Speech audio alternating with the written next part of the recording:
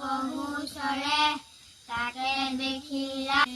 ৰাম ৰাম ভেলৰ বাকী গতি হ'ব জয় গোপাল গোবিন্দ ৰাম তুলসীৰ তলে মৃগ পহু চৰে